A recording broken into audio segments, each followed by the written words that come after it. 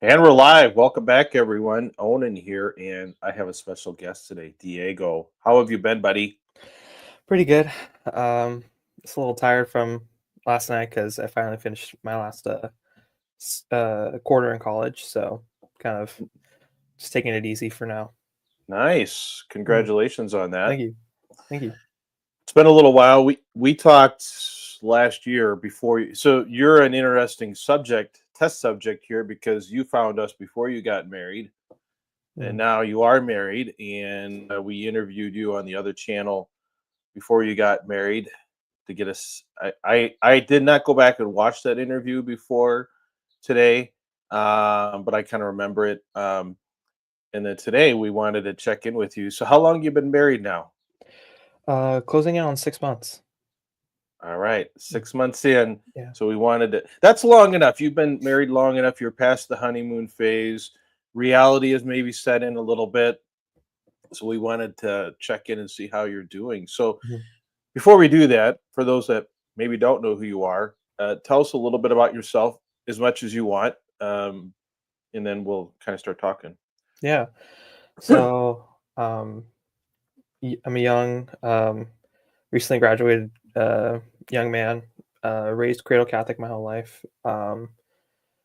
Just got married 6 months ago. Um, right now I just kind of I work in Catholic education and yeah, just been pretty much enjoying what that's been so far, but been definitely seeing a lot of change the past 6 months to a year. And I've also really been kind of frequent or I love following kind of like the Catholic community online, whether it's on like YouTube, Twitter, or sometimes Instagram, but not so much. Um, but I've kind of been lessening that because of Lent. But sometimes I kind of follow it on Substack a little bit. But yeah, I can't What think of much else to say other than what's that. your favorite kind of Catholic content to consume besides us, of course? Is it like or actual edifying stuff? I know my wife; she listens to the Hallow app and all that kind of. What kind of stuff are you out looking for? Um, I think for me, um, since I really love art and media so much, it's more kind of like on the cultural commentary side, Hmm. um, more so than spirituals, which I should probably fix. Um, Hmm. but I kind of like the intersection between faith and media and how those two things can relate to each other, especially in engaging with more secular content. Um, yeah, that's kind of more the stuff I personally like to read just because it's more relatable to me and what I studied. Um, though I don't mind like the spiritual readings. There are some Orthodox that I follow, but Hmm. I don't really, Like Orthodox yeah, Catholics or y- Orthodox? Orthodox Catholics or Hmm. sorry, Christians, No, but okay, that's what I meant. I mean, yeah, like yeah, the quote unquote trads or yeah, Orthodox Catholics yeah. or I okay. follow them more for kind of their like symbolic reading of Hmm. scripture, Hmm. teleology. Obviously, when they start talking about magisterium, church authority, I kind of take it with a grain of salt.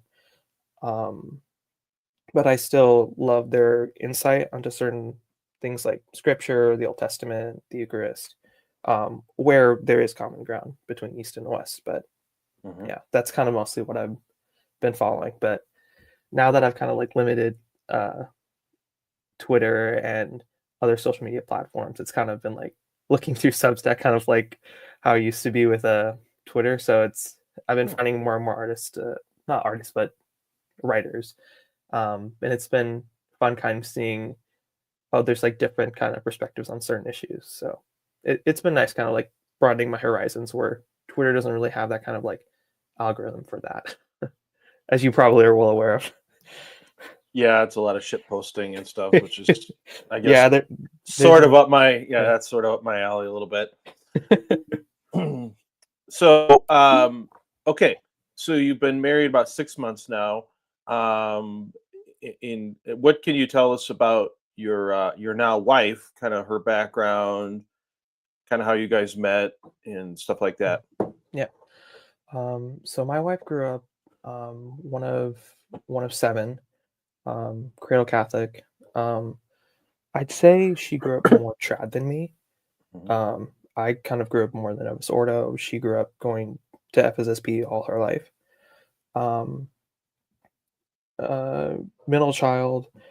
Um, she's amazing. More in all of her sisters are kind of like artistic in their own way, and she was blessed, fortunately for me, or kind of unfortunately, with baking. so Ah. so she's really good in the kitchen, um, Mhm, mhm, and yeah, they she kind of has how would I describe it? Like being the middle child, she kind of knows how to like deal with like the different personalities of her siblings, and she knows how to live amongst a big family and to deal with all the pressures that come with that. mhm, So I didn't really grow up in that. I guess I only grew up in kind of like a mid-sized family. If we're talking more about like a trad criteria of like, oh, what counts as a big family. mhm. But it is definitely interesting because I've noticed um after being with her family how like different mine is.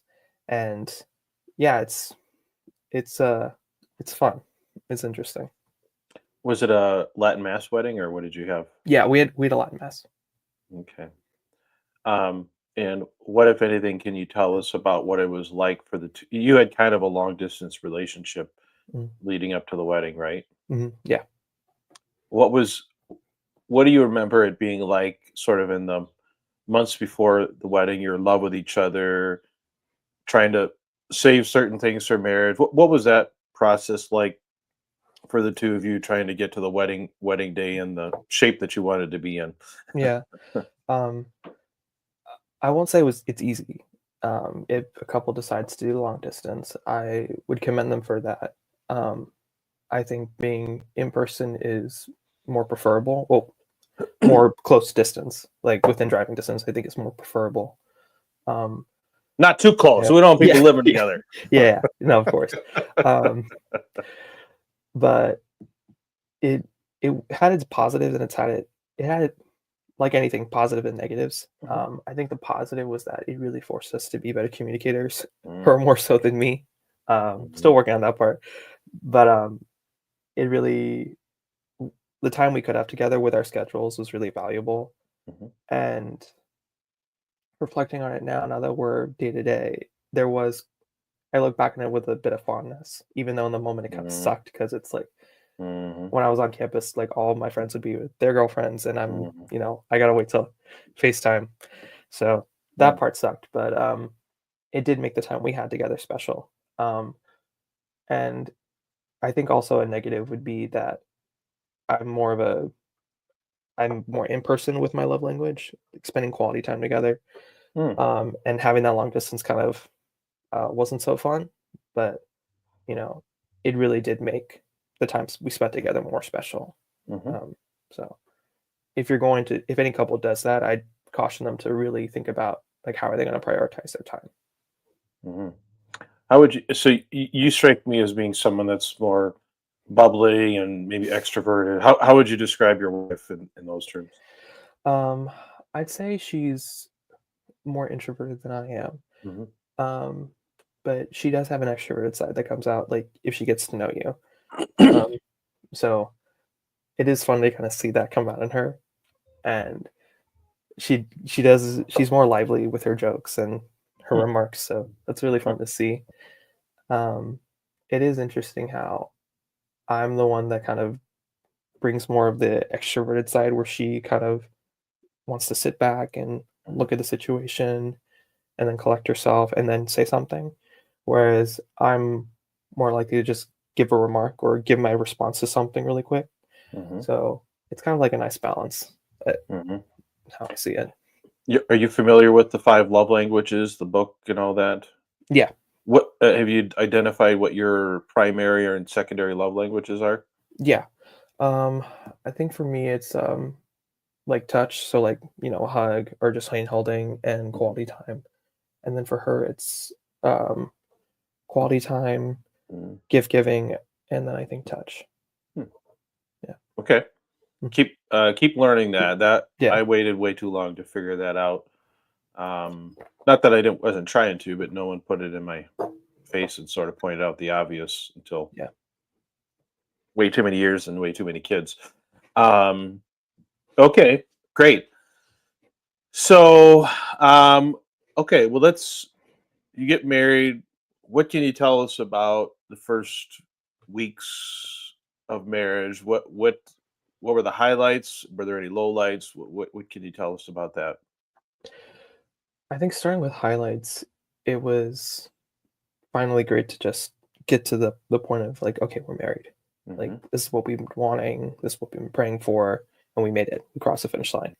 Hmm. Um, and then there was also this excitement of, okay, now we gotta move all our stuff out to California and set up stuff at our place. And there was kind of an excitement and kind of like a bearing ourselves into that, like getting things set up here.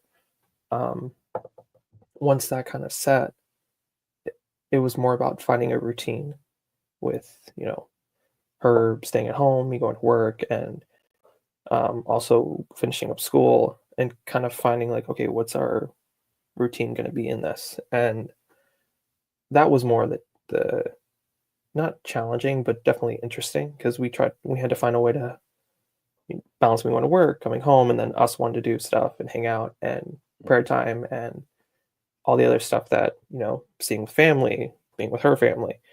Um, that was just more interesting stuff to figure out. And I think also when you get married young, and I think that initial like phase after the honeymoon, you really can't hide any of like your quirks or your like stuff that you like want to hide away from yourself. You really have to. It's really open because she's there with you all the time, Hmm. and you really have to. You really see it more because she's noticing it, and you get called out on it, and you have to kind of deal with that more. Whereas if you're alone, you can kind of just ignore it or just push it to the side and focus on something else. So, when you moved, how quickly after the wedding then did you move from where you had been living? Um, we moved like immediately. So after the honeymoon, we packed up all her stuff and then we drove out to California.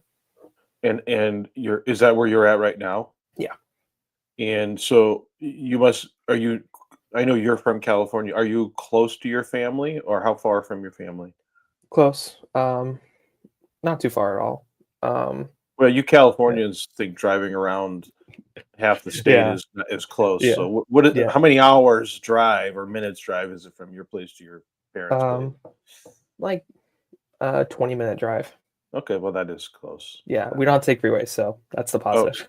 okay. So And you've been relatively close to your family, but how far from her family is it about to five and a half drive? hours. Okay, so So a weekend. It's like a long weekend for us if we want to go visit them. yeah, my wife and I, when we got married, we did our honeymoon. We did our honeymoon kind of local, and then we packed up.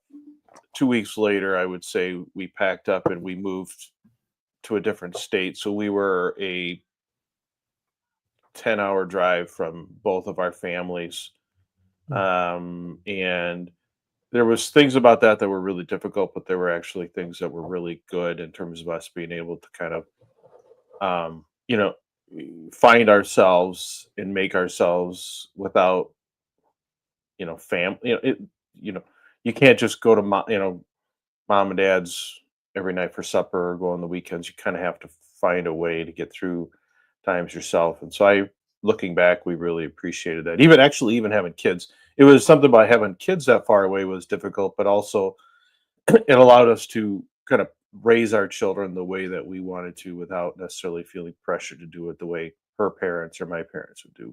Yeah, I think that's really important for couples is trying to find their identity outside of their families because you kind of develop yourself within the context of your family, and Yep. now you have this other person that you bonded yourself to, Hmm. and it is hard just because she and I are both really close to our families, Hmm. and we love spending time with them. But it is important though that we like make our own identity, and that's just something we're kind of weighing. Like, oh, do we prioritize being close to family, or do we Hmm. prioritize, where's the best opportunity for us? And if that's far away from family, we have to consider that. What's been the best part of being married so far? Uh, there's a lot of that actually. Oh, come I on. I think I think for me, it's kind of something I realized like I would notice it kind of during prayer or just it would just pop into my head when I was at work is I just love spending my life with someone that I love especially. Mhm, That might sound a little cliche, but it is great like having someone you wake up with like every day that you really care about and just sharing your life with them, sharing your goals and the future you both want. Um, it is kind of fun to like experience things together, like mhm, watching a movie together or going on a walk or even praying together. It's I really used to struggle with daily prayer. But with her, I've been more comfortable getting into a routine, and I think that's been like the best thing for my prayer life is praying with my spouse. And mhm. How do I you guys really pray? Like, what do you do together? so we normally do morning prayer together, which is kind of really short just because of work, and then we always do a rosary together, and then Mhm. night prayers. Hmm, nice. Yeah. What would your wife say has been the best part of being married? If I know my wife well enough after 6 months, she'd probably say just hanging out with me after being over a year on FaceTime. Okay. Okay. Um, it's I'm still learning more about her, and I love that about marriage is that the journey isn't over after you say I do.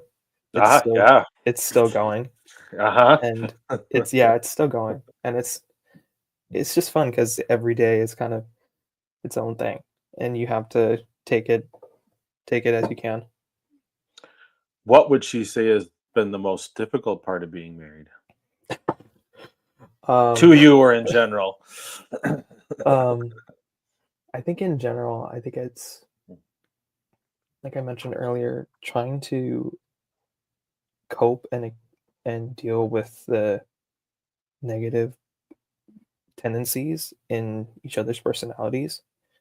Um, and I guess trying to be patient with each other when like we really don't want to be charitable to each other. I've struggled with that a lot. Um, What about her, though? um, Put yourself in her shoes for a second. Like, if she was in here, if you just grabbed her from the other room, brought her, sat her in front of the camera and says, "What's the most difficult part of being married to Diego?" What would she say? um, I think she would probably say that it just weren't focus, stop worrying so much, Mhm, chill out more. mhm, Um, I think that's what she would say because I don't know if other men feel this way, but I'm always like the thinking 5 steps ahead. Like, even mhm, after, like, I was done with school, I was already thinking, "Alright, what's the next step? What are we gonna get? Like, what are we gonna do for housing? You know, what are we gonna do for about savings?" Like, we're already, like, talking about, like, how much are do we need to save for, like, a down payment for a house? Like, I'm thinking, like, that far ahead. And and where she's she's more more of, like, like, be in the present moment. Like, I get it. Like, you have to think about that stuff because 'cause you're the husband, but, like, just enjoy the moment. Just mhm, chill and relax. You don't have to worry about that right now. okay. Um, I'm gonna dig a little deeper now. You can stop me. You can stop me anytime you want.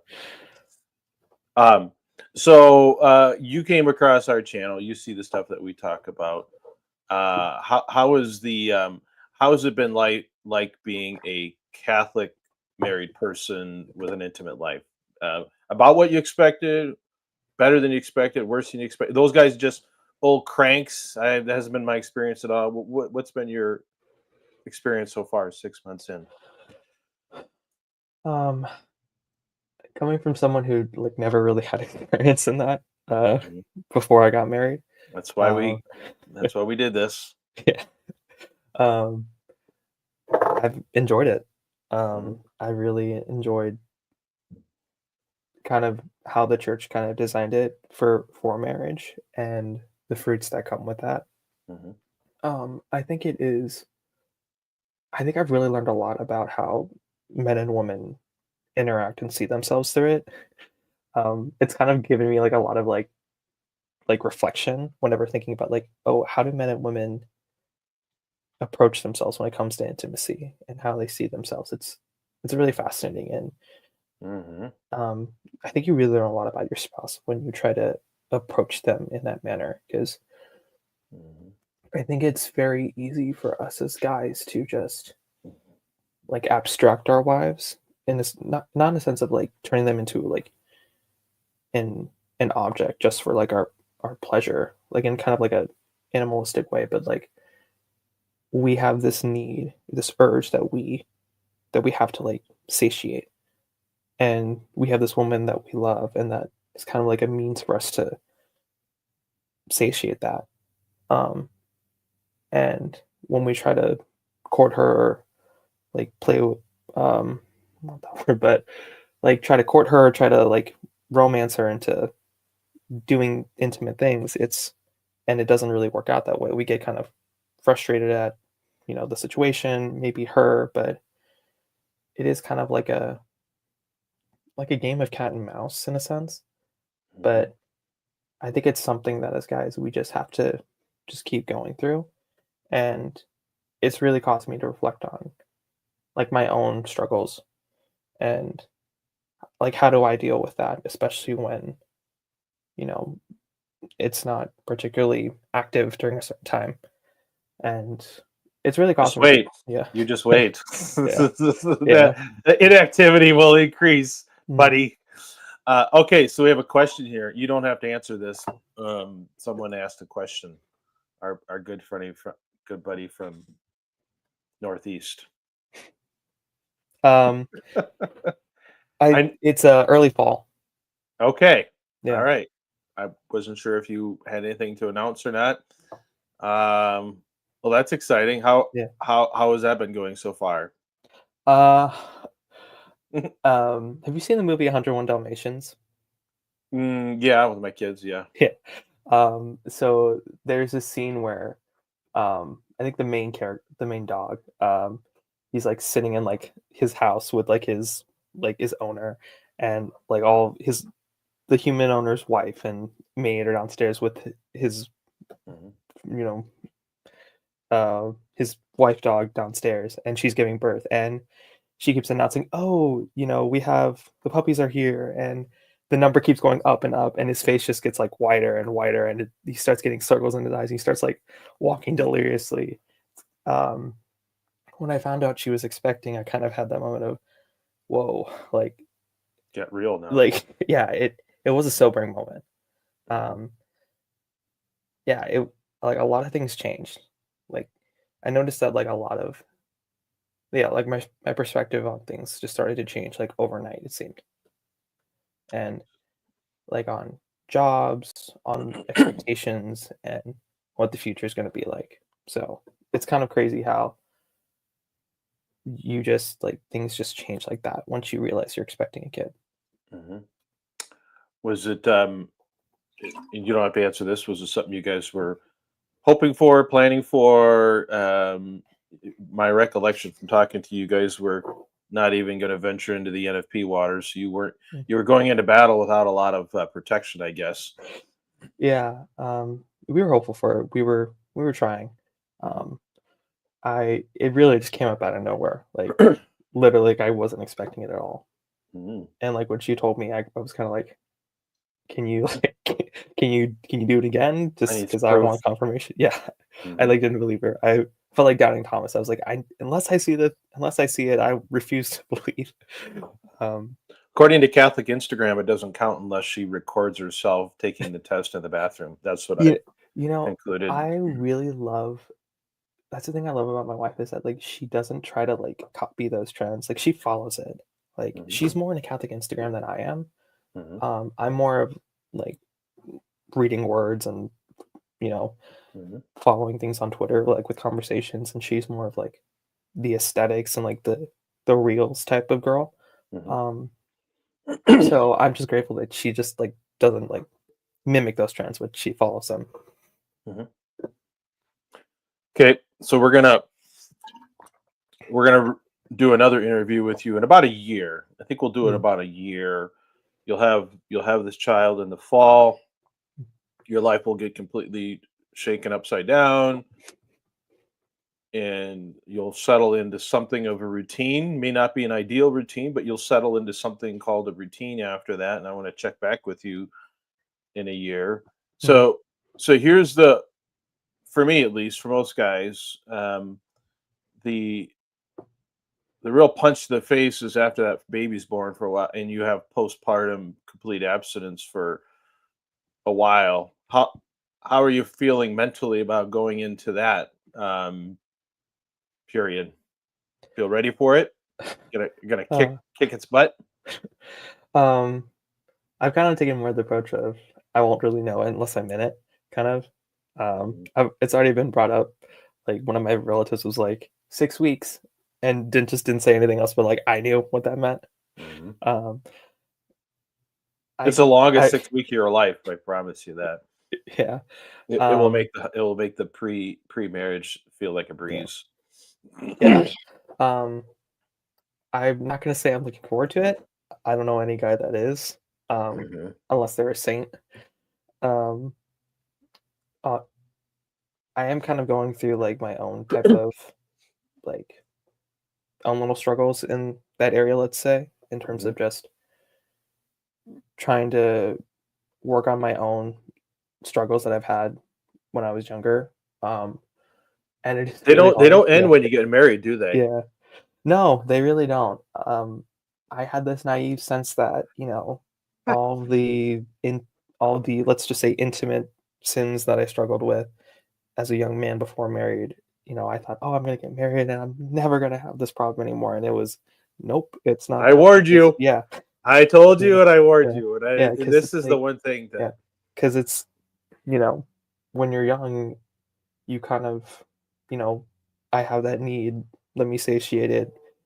But when you're married, it's you have this other person you're with and you wanna Mhm, be with in that way. And, mhm, you know, you can't just go and be like, "Hey, I have that," like, e in my experience, women don't really work they don't really respond to it in that way. It's more of a game you have to play in terms of, like, courting and being romantic and knowing your spouse in order to engage in that type of behavior, which it's amazing in the sense that you grow in that bond with your wife, but also it's like, I wanna, satisfy this urge that I have and, mhm. don't wanna do that work for it, but it you know, it is it is good to engage in that in the sense of you are growing with your spouse, but it is a cross we have to bear. That's what they say. Yeah. Now, I think most men, myself included, are more active. Is active desire the right word? And then a lot of women are more responsive desire. That's true Yeah. for my wife. Have you noticed those categories lining up one way or another for you guys? Yeah. Um, Spontaneous desire. I think that's the word. yeah. Oh, yeah. Yeah. Um, I think it's more of a when I think most I don't know about most, but especially in my, like, encounters in this area, when I lean into the more active side of, like, pursuing and she takes more of a responsive side, there is a bit more, let's just say, chemistry and more of a, you know, more of a dance that goes on, and, Mhm.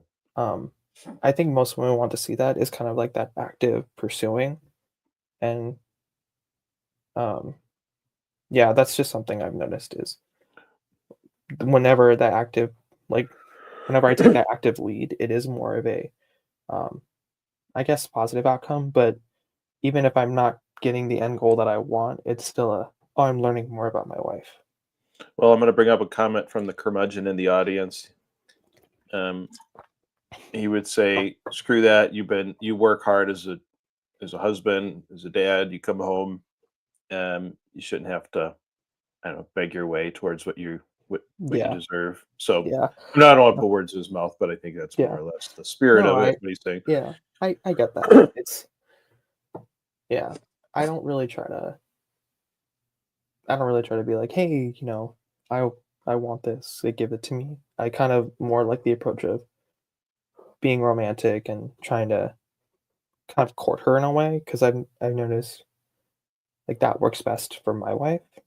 Obviously, everyone's spouse is different, but in order to kind of realize like my own desires and what I need as a spouse, it's Mhm. forced me to try to understand my spouse better in a way.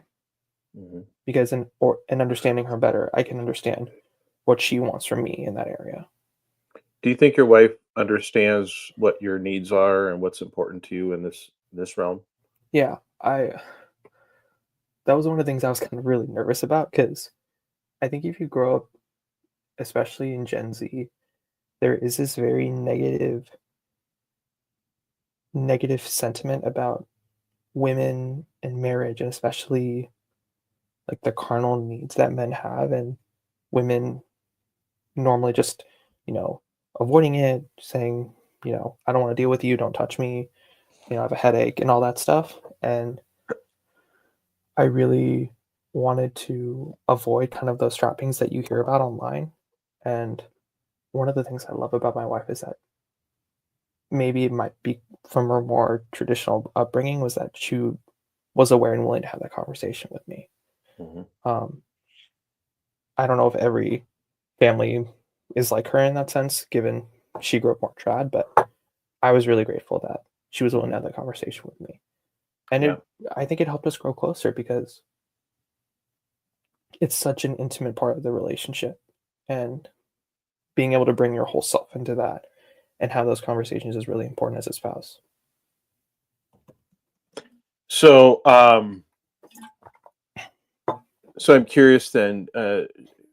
We talked a little bit about the boyhood struggles that don't end with marriage. Do you think your wife is aware at all about just those things that you deal with? That I think in most marriages, the women just don't have those kinds of issues. Certainly not to the degree that we do. Do you think that's on her radar at all? And if so, how, if at all, does that impact how she interacts with you? Yeah. I think that the longer I've been married, the more I've kind of realized the different expectations that men and women have and that they expect from other men and women. Um, I think married men in general, have the burden of performance where you always have to be on. Like you can't be selfish. You can't take days off because she has she's burdened and she has stuff that she's struggling with and she needs you to be strong for her. Mhm. And I had my moments of, really hating that. Um, and I've had my moments where I've seen like when I have risen to that need for her that I felt very satisfied in a way I haven't before. Um, I think, especially with my spouse, she's been very understanding, and that's the Mhm. thing I really love about her is that she's really understanding and she was willing to have that conversation with me because I was so worried about um, not getting a spouse like that because when you grow up online and you hear about those horror stories, you kind Mhm. of internalize that, or at least I did. Of okay, how do I avoid this? Do I even want to date? Because when you're online, you think, oh, all women are like that, or the diamond in the rough is not for me in my future. How many months did you guys have together as a couple before she got pregnant? Um, 3 months. And how has the pregnancy been from a like my wife? It was the first time she felt nauseous and not like in bed, but just you feel different. Like, how much Yeah. did the pregnancy affect how she felt compared to, let's say, the first 3 months? Um, I think she really felt it the first trimester, Hmm. especially with the nausea, the Hmm. cramps, the cravings, and just the different Hmm. changes in mood. Um, yeah, it really helped me to be more aware of like, oh, do you need anything? Do you want anything? Like, how are you feeling today? Especially because, at least for her, she's really sensitive to smells and certain foods. Hmm. So Hmm. we really had to be more careful with, oh, like, what are we going to get at the grocery store? Or when we go out, like, do you want to go here? Do you want to go there? How's your stomach feeling right now?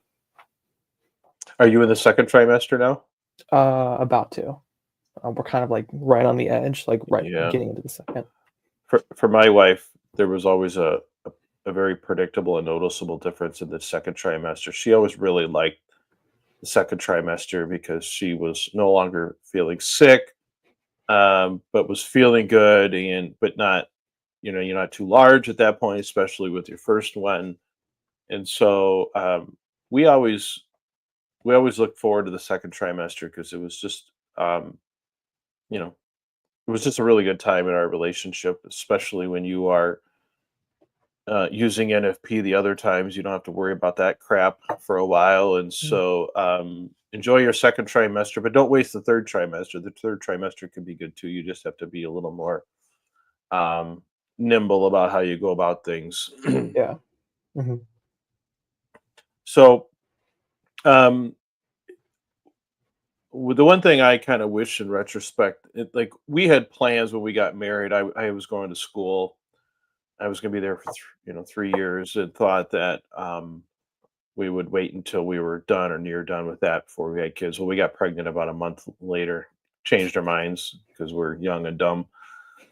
So we never really we experienced literally like 1 month as a married couple without being feeling pregnant and all that. So I really would encourage couples to don't feel guilty about, you know, I would say a minimum of 3 months. I think for most people, I would strongly encourage people to, if you can get 6 months or a year, just being yourself, adjusting to that, and then adjust to what happens with pregnancy, and then eventually with having kids. I think that would be a huge benefit to people. But so for you, the proof is going to be in the pudding. Once she has this child, I assume maybe she'll be breastfeeding and all that kind of stuff. That's pretty typical these days. Um, the real test is going to be how she views you and your needs and all that once she's a full-time mom, taking care of a baby that's always touching her, always wanting to put its mouth on her, and that's where it becomes really, really difficult, and the load on wives, like things change. Jonah and I always say there's something fundamental that changes in a woman once she goes from being a woman to a mother. And I think there's a biological reality there Mhm. that you guys will have to confront, if you maybe already sort of have. But once that child is with you guys, that's when things really become require some effort for sure. Then get difficult real fast. Yeah. Um, yeah, I've definitely thought about, and I've talked with her a little bit about how our relationship is going to change, and Mhm. I guess we're still young and dumb in a sense that Well, you don't we don't know. I know. mean, Yeah, there's we don't you know. you Yeah, can't figure that yeah, out from yeah. reading or even watching No, we have to go through it. videos from cranky old guys like me. But you know, it's one of those things that's where all of the stuff that we try to do as Catholics, I think, becomes the most difficult. Yeah. Because while I don't ascribe to the idea that sex itself is a need for people, including men. I mean, I think at some point it does. I mean, I don't think it's good at all for people, if at all possible, to go months without that kind of intimacy. But I don't think sex itself is necessarily a need, a regular need for men. But I do think physical intimacy, sexual intimacy, I think is a need at some level for men and some women. That's where it becomes really difficult, especially as Catholics, because depending on who you listen to, you've got one you've got one vehicle you could use, and that vehicle may not always be available to you once life happens. And I think that for me was the greatest struggle. Wasn't not using birth control and all that. It was like, holy crap, all the other stuff that you talk about. Um, I'm telling you, as a 22-year veteran, it doesn't go away. It gets maybe a little more manageable over time, but it doesn't go away. and I don't think it ever does. Yeah, I, it's something I had to experience.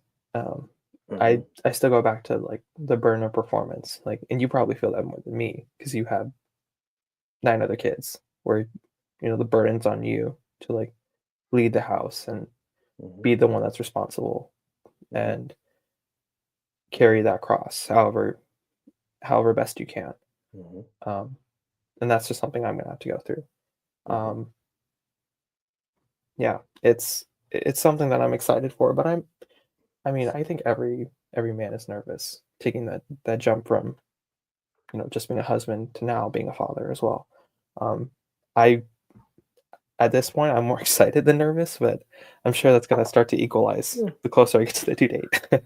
I mean, I think the first one is pretty easy to be excited about. I mean, it's one kid.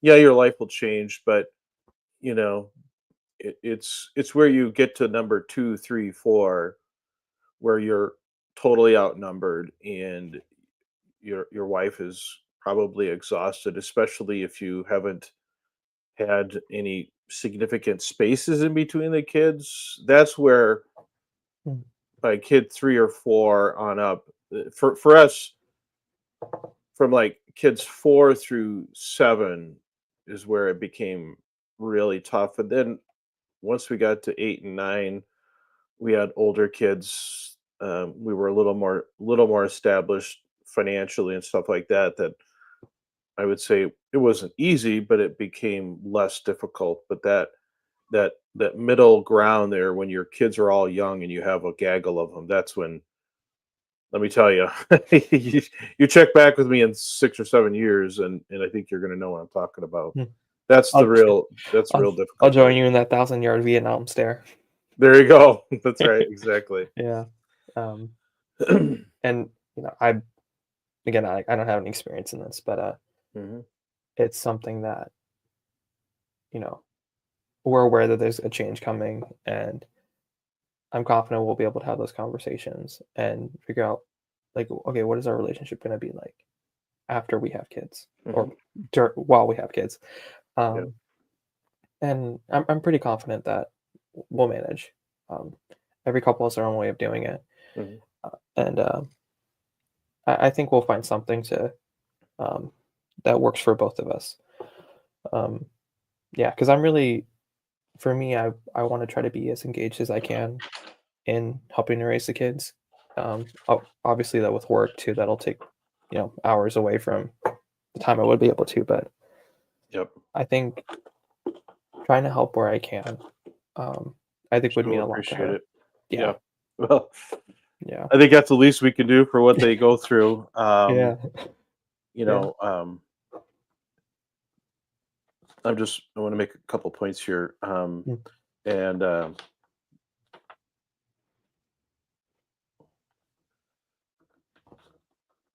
So there's 2 points I really want to leave you with, or the audience with, not necessarily you, but 2 things that I've observed um, over my marriage that I think would have made the biggest difference had sort of confronted this earlier.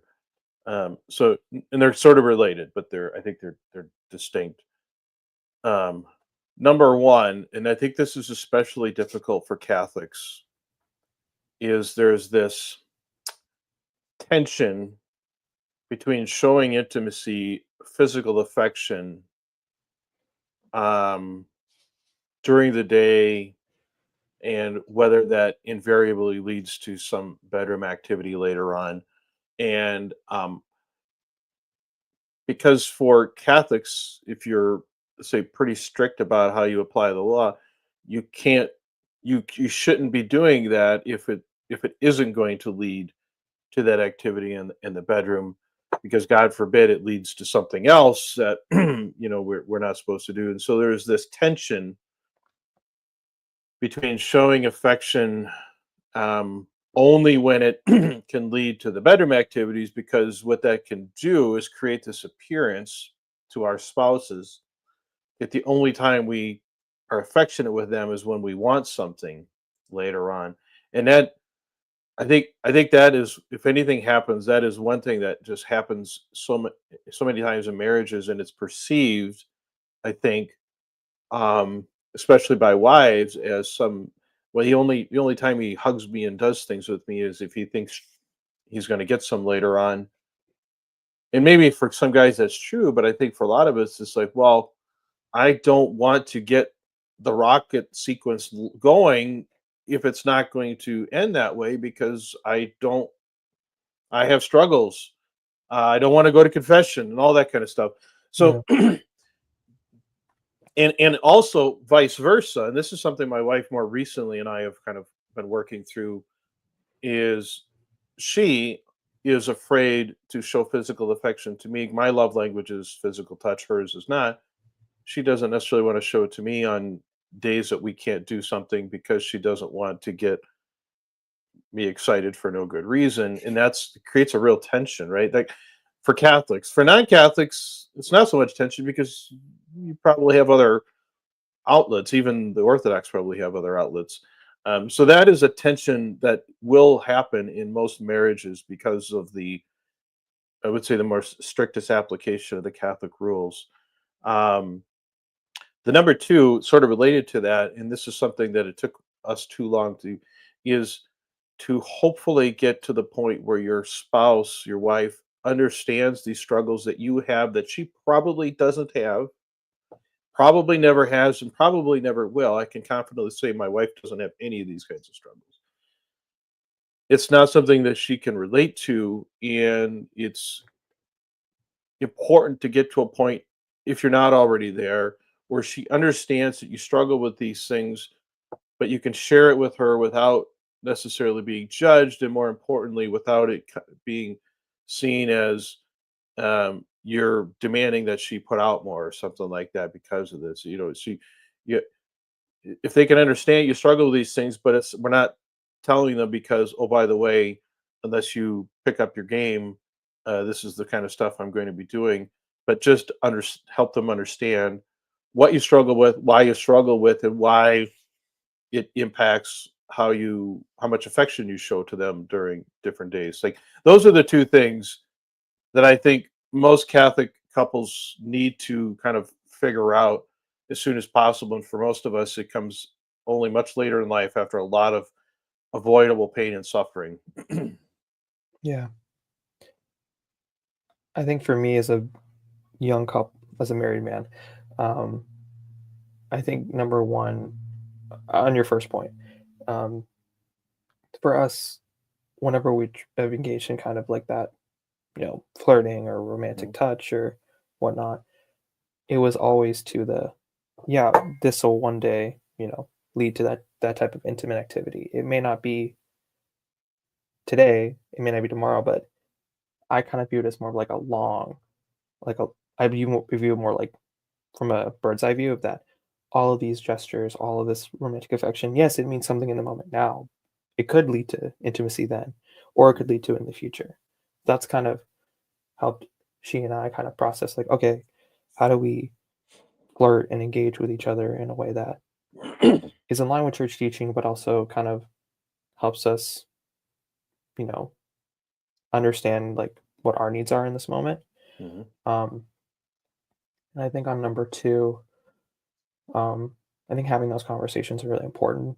Um, I I think the benefit for our relationship is that because she grew up in a more traditional environment, she was more aware of, you know, the needs that men struggle with. And Hmm. she was more willing to have conversations about stuff like marital debt and the Hmm. marriage contract. Um, Hmm. whereas since I grew up in a more Novus Ordo background, I didn't really hear about the marital debt till I got to like college and like being more in online circles and hearing more about marriage from that type of perspective. Um, and I think there is a sense of obligations and duties that men and women do have to owe to each other. What I think is a little bit more freedom is that every couple is different, and how women respond to the needs of their men is different than Mhm. how another couple would. Um, just in the sense of like I owe her, you know, the fruits of my labor in terms of, I'm going to work. I'm working to provide for us, put a roof over our heads. Um, and she has her own responsibilities that she has to render onto our marriage. Um, but those are conversations on, okay, how do we want to fulfill those? Mhm. And there's just been a lot of good conversations and good fruit that's come from that. I'll be curious to see how you would sort of answer that, or how you think she would answer that 4 or 5 years from now, because and I think that is a fundamental distinction between those that are more traditionalists, especially if they instill in, let's say, the young women, here's what's sort of expected of you, here's what your husband will go through. This is, and I'm not opposed to that. I actually don't think that's a horrible concept as long as it's not to the point of your job is to keep your husband from sinning, be there at his Yeah, beck and call. yeah, 'Cause it's that's the way it gets, I think, yeah, it's communicated in some circles. 100%. But but You can't, if your husband sins, your husband sins. That's his yeah, cross to bear. yeah. Um, you do have a there is the responsibility to like help him in that, but you're not don't think that, oh, God's gonna punish me because I didn't I didn't give him that. Yeah, Because that's not oops, that's not fully giving yourself to your spouse. It's yeah. giving it more in a sense of fear. And I think one of the beautiful things about marriage, especially in the church, is that it's a full gift of yourself. It's not out of this sense of scrupulous fear that, oh, I'm keeping him from mortal sin. And I don't think that's how God wants us to view us giving ourselves in marriage that way. I think that right there represents the inflection point in Catholic circles about how we approach that, because I see growing tide in the church, rising traditionalism that is much more to the uh, I would say stricter side of that. That this if you stumble upon good John Farrell stuff, he will say that's all boo, that's all nonsense. Um, you when you get married, you enter into a contract, you have obligations that flow forever, and that's just the way it is. That's the essential part of marriage. um, I think that I tend to agree with you that I think that the right balance is somewhere in between. I do think it is problematic if a couple comes to the marriage and they don't have any sense of, not obligation, but just responsibility. Maybe responsibility is a better word. If you don't feel like you have any responsibility to your spouse's situation, that, man, that you talk about some difficult times coming.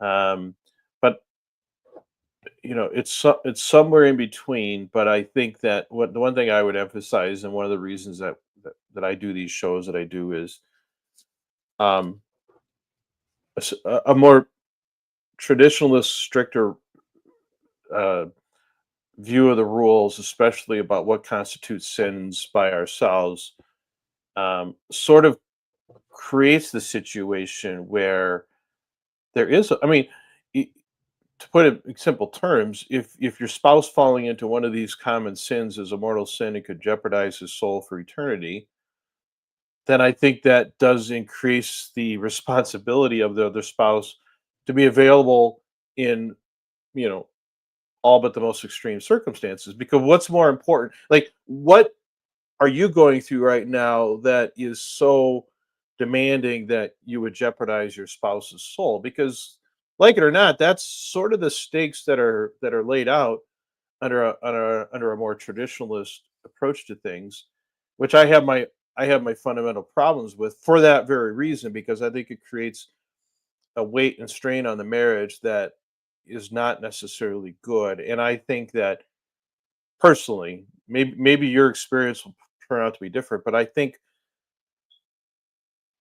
that sense that I'm here, I have an obligation to my spouse. If that's the primary reason why I'm approaching my spouse, not because I think it's good for us or I enjoy it or I want it, but if it's I have an obligation to my spouse, I think it's really difficult for most people, if not all people, to sustain that for any length of time, especially the older you get.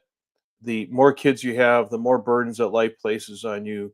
I think it becomes more and more difficult to show up for game time with that being the motivation. So that is the hazard I see of that traditional approach. Whereas compare that to, I have a responsibility to my spouse because I want the best for them, and the way I can make their life the best is to try to meet these needs as best that I can, as a sense of I love my spouse and I want them to be the fullest version of themselves, and this is a way that I can fulfill that. I think that is kind of that self-giving love that we're called to, and I think is going to be much more sustainable than purely this old marital debt obligation perspective. I think that's my feeling.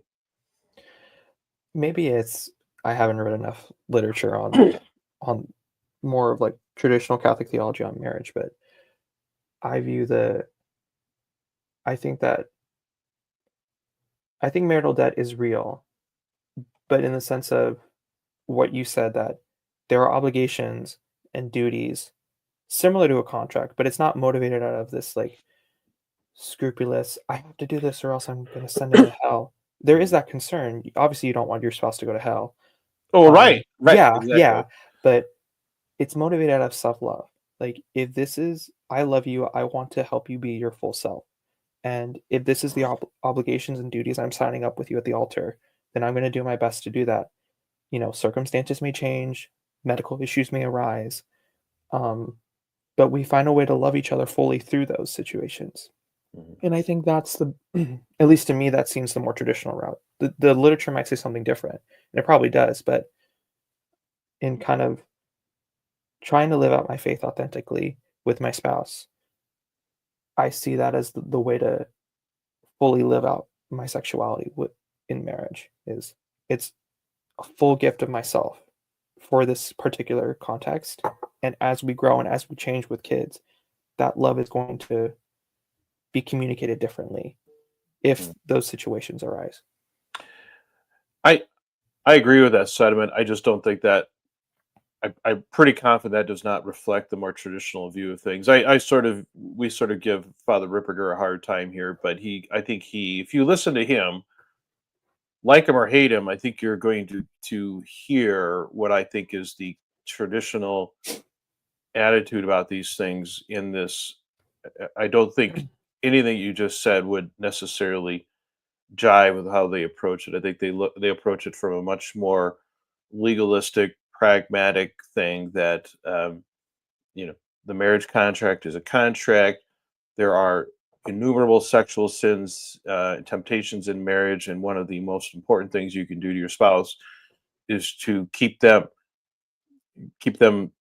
satisfied sexually for that reason. And I get the pragmatism of it, but I don't think that it allows much for what you and I are talking about here. And I think that's a real, like I said, I think we're at sort of a pivot point here because I think we're far enough out from Humani Vitae. That I think, there's different camps. I think there's those that really want to go back to that. They've seen enough of Humani Vitae. They don't like NFP. Our good buddy New England Ansi despises NFP, but for different reasons than me. And then so I think we're at a crossroads in the church, and I think what you're saying very much has the vibes of John Paul II, love and responsibility, which I think is a significant step forward relative to, let's say, the traditionalist approach, but still has some of these, I don't know, blind spots, if you will, built into it that I don't think the church has fully confronted yet, and I think needs to. Mhm. Otherwise, even under your approach, even if you and your spouse do a really good job of that, I assure you, you have a lot of moral and emotional heartache ahead of you because of what the church expects of you and how life actually plays out once you start having kids. It's just the way it is. Yeah, I don't think married. I think marriage is something that I think as much people should experience as possible. It is really difficult. I mean, I only say this was 6 months in. You probably would agree with it more since Hmm. you said 22 years in. Hmm. Yeah. Yes. how difficult it can be. Um, I think if I guess we're going back to the more like traditional view on intimacy within marriage. I guess I view it as more of I'm motivated by loving my spouse and I want what's best for her soul too. Mhm. Um, and I think that is an obligation.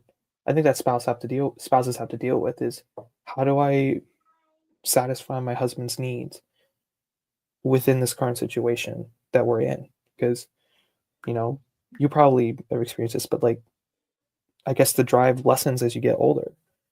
Um, A little bit. and yeah, um, and how does that get expressed? In our 30s and our 40s, and so on and so forth. Um, I think if it's more motivated out of love than this scrupulous fear of if I don't do this right now, he's gonna go to hell. Or if he gets in a mortal sin, or what if he gets in a car crash, or what if he has a heart Mhm. attack and he's before the judgment seat of God and he's gonna go to hell because I was a bad wife. Like Mhm. I think that's more from listening to your own demons instead of, okay, how do I love him in this place and in this time the best way that I can? Mhm. Well, I think that's right. I think I will caution you though that I think you are still newly married. You don't have any children yet. I think you're going to Yeah. y- the true test for your wife is going to be whether she can sustain that when she's completely because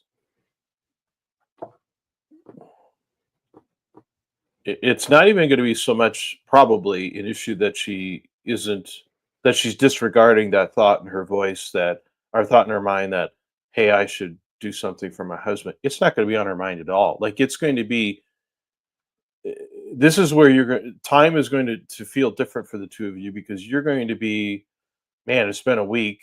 I'm really dying here and for her it's been like 4 weeks. Is like wait we should probably do something like it's not because she won't care about you It's just but they think differently. it's not on their Yeah. radar. It probably won't be on their radar and then it sort of becomes your job to put it on their radar and that's where you run into this Yeah. dilemma of being a good communicator without coming across as a whiny needy another child that she has to deal with that I think in a lot of marriages is sort of the dynamic that Yeah. develops. I One of the promises we made each other was that, you know, we would if we weren't fulfilling our obligations or responsibilities, we would communicate that Mhm, with each other. Um, Obviously, having kids is going to change our dynamic and how we go about our day to day lives. And mhm, I haven't gone through that yet, so mhm, I'm going to remain humble and say mhm, that mhm, I don't know what's going to happen in the future. mhm, But if that does happen, where we do experience kind of that lull period, mhm, um, I think there's this big worry in guys of, okay, how do I communicate this need to her without sounding like a kid or sounding mhm. like you said, another child that needs to be fed. And genuinely so. You'd be like, "I really don't wanna bother you with this, Yeah, quite frankly. I see and respect what you do as a wife and a mother, and if it were up to me, I would be more than happy to take care of this problem myself so that I don't have to burden you with that." But if you wrestle with that as a Catholic and you say, "Well, that's not an option," then your options are take care of it yourself, deal with the moral consequences of that, shift that burden to her, or do neither and then deal with the experience of sitting up at 2 o'clock in the morning because you can't sleep because your body's rebelling against you and you that's those are the three futures that will be before you that i I think that's a problem or a set of circumstances that the church I don't think has done a really good job of appreciating because that's what life actually looks like for you will yeah. look like for you. I think that's yeah, because I really struggled with that reality too. Is what? like I said earlier, what if that falls on me?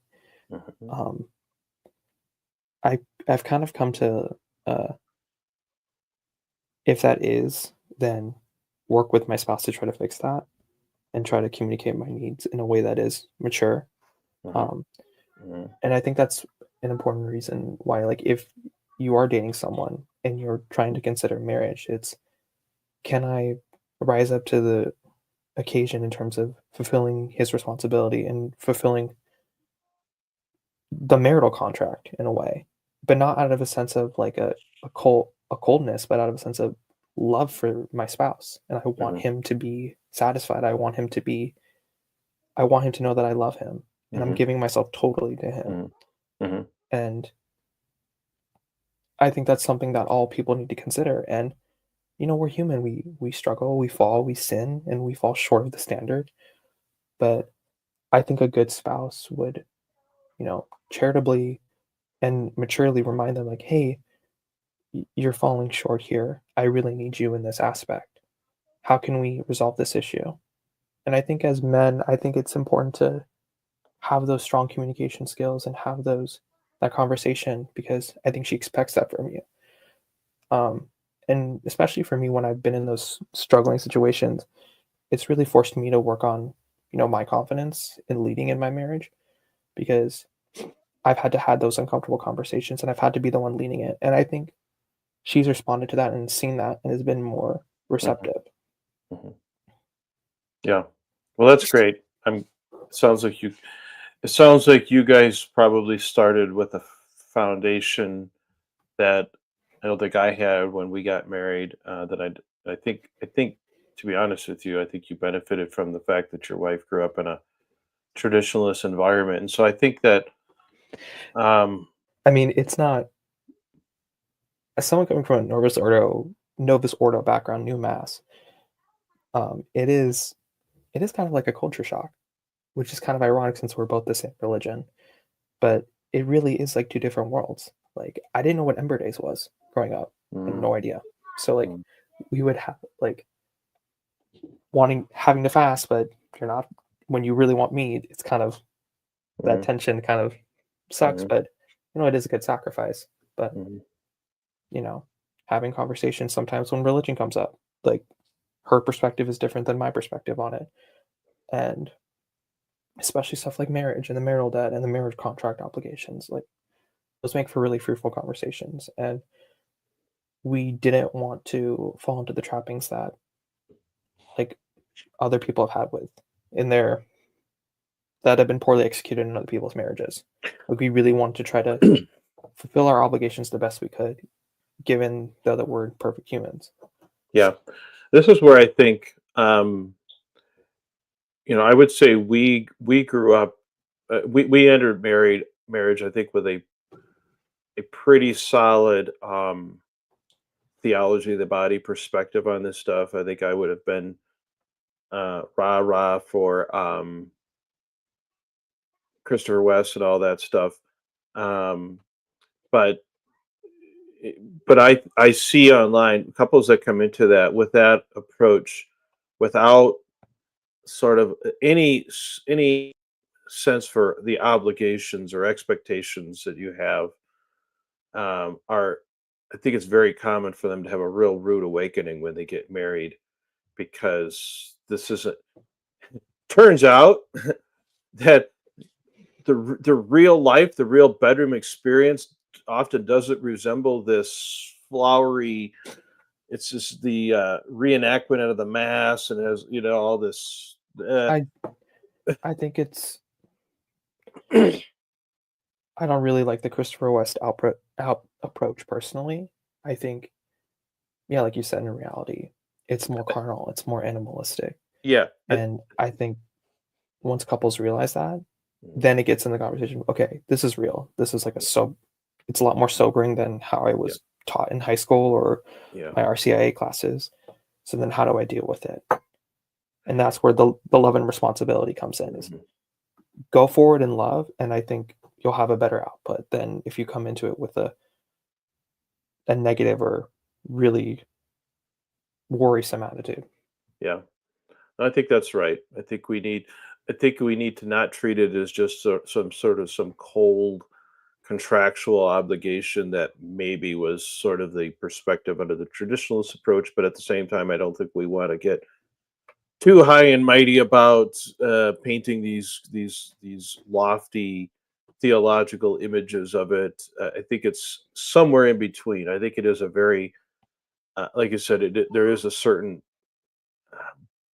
biological, animalistic part of it. The pleasure, I mean, that's all part of it, but it is also very dynamic, and deals with levels of connection and things like that that are really, really good for the marriage. And I think a proper balance between the two really is what is It's a required. it's a burden, but it's a burden you Mhm. take on out of love, Yeah, yeah. and It's a burden and a gift. Yeah. it's not going to be it's not easy. Like, Mhm, you probably experience it, like, I don't want to go to work, like I don't feel like going, but you do it mhm, out of love for your spouse, mhm. and Yeah.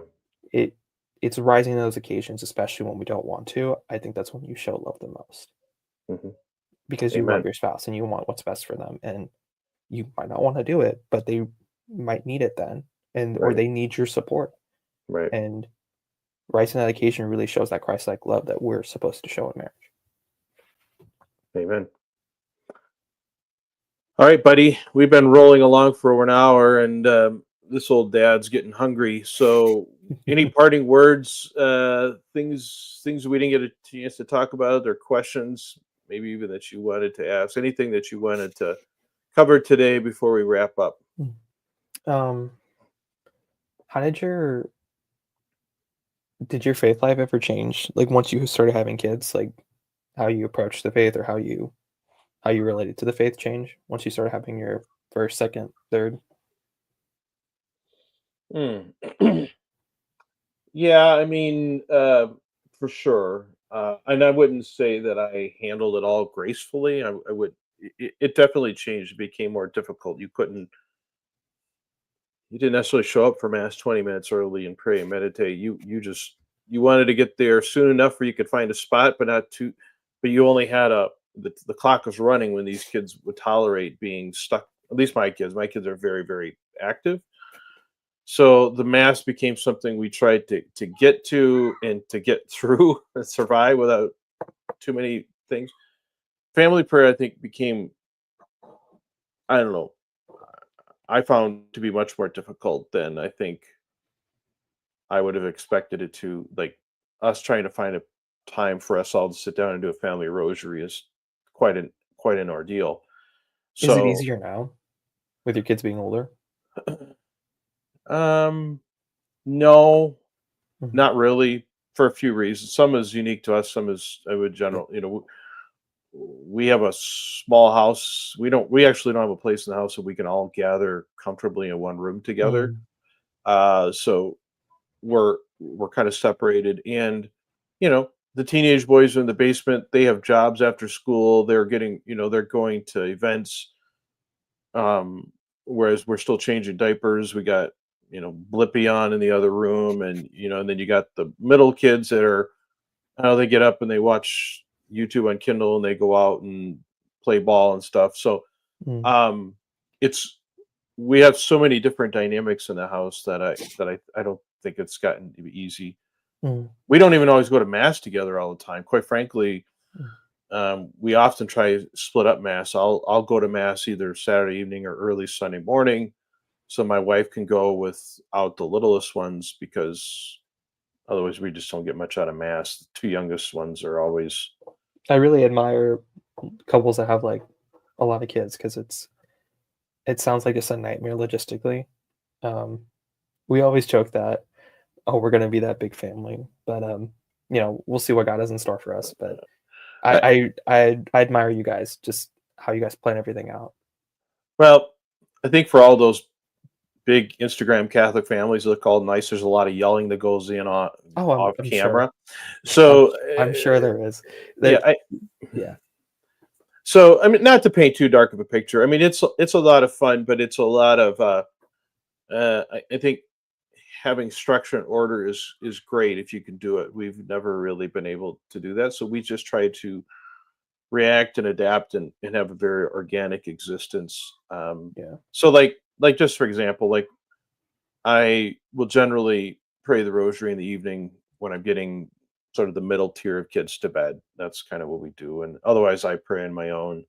Um, Not saying that's the way it has to happen, but Yeah. I think it's easier said than done once you have this big spread out family with different age groups. I think it's really hard to find a thing with, well, we're all going to sit down at 6 p.m. and we're going to pray the rosary and then we're going to have a meal together. Just having a meal together is difficult.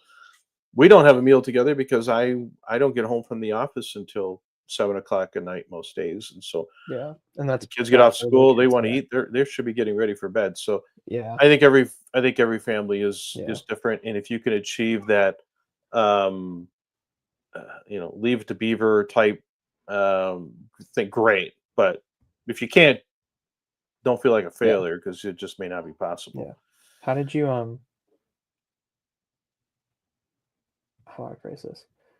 Um, how do you relate more like, the way you relate to your daughters, is it obviously it's different, but reflecting on it now that you have 9 kids, like what is it like relating to your daughters compared to how you relate to your sons in terms of the relationships you have with them?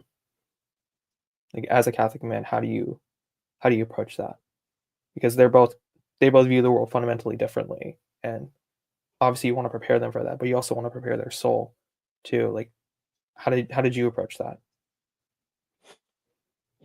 So I have one. So my two. I have a oldest son and oldest daughter, and um, I I don't know that I related well to my oldest daughter because we had boy, her, and then we had like four boys in a row. Mm, She's in college now. Um, the three youngest are girls. I'm much more of a um, read books to them, spend time with them. They like to just be with dad. Maybe we just sit on the couch and we watch Frozen for the 900th time, something I'm like sure you that. know it back and forth. Yeah. So, with the boys, it's a little more hands on. We go out and we bring firewood in together. Maybe we go to the dump together. Um, we unfortunately don't have the luxury of being in town where we can go play ball together. That's one thing I've kind of missed about being in the country with a large family. I loved playing sports as a kid. We haven't really been able to do that. We don't have a flat spot in our yard. Everything would roll down to the woods. Ugh, So um, but I don't know that it's so much boys and girls. I think kids are different. Like how I relate to my son is different than my other son. So I think what I've learned is every kid is a little different. Every kid has a love language. Every kid has a something that's important to them. Some of the kids love getting gifts. Other kids love spending time with me. Um, I think that actually is probably more important than gender, to be honest with you. hmm, okay. I wish I would have learned Yeah, it sooner. I'm a little more cognizant of it now yeah, than I was, but for the most part, ah, you're just controlled chaos. You're just trying to get up in the morning, get kids off to school, get to your work day, get home, get people fed, get them back in bed so you can go to bed and do it all over the next. I mean, that's yeah. kind of the life. There is, you do your best under those circumstances. I bet you love just getting to the office and it's just silence. Yeah, I mean, it's there's my wife likes to remind me of that. Well, you get to go. I mean, it's true. I mean, but my work is stressful too. So Oh there's yeah, days I it's a would different like to it's a just, different kind of stress. yeah. So, but yeah, I don't know if that answers your question or not, but Yeah, no, answers it yeah, perfectly. yeah. Anything else? No, can't think of anything. Okay. Well, it was great getting you on again. I hope that you will check in with us. I hope everything goes great with this baby. You have a beautiful, healthy baby. But I would love to check in with you. Come back in let's say a year or so after you've had that baby for a few months, 4 or 5 months, whatever. It could be a good time to just see how how things have maybe changed a little bit because they probably will. Yeah, definitely. Yeah, I'd love to continue this conversation. All right. Yeah. Okay, thanks everyone who showed up for this. I really enjoy this. Good luck to you, Diego, and until next time, everyone. Have a good one.